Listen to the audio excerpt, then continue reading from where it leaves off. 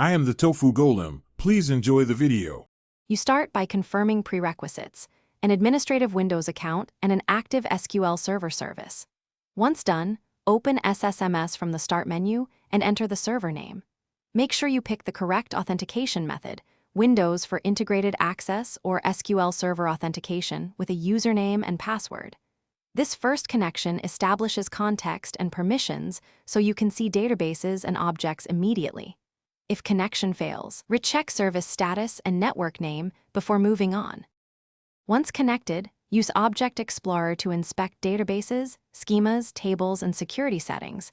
This reveals structure and access points. Open new query to write TSQL. Set context with use database to avoid mistakes. Execute queries with the green button and review messages and results tabs to validate outputs.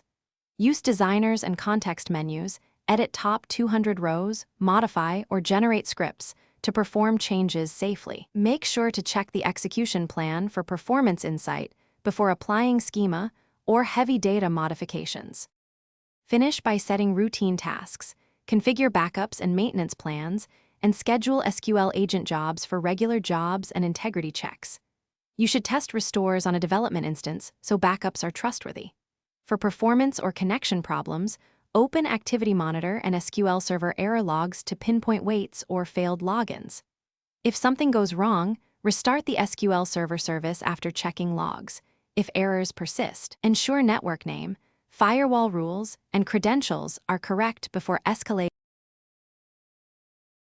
Thanks for watching. Consider subscribing if we helped you today.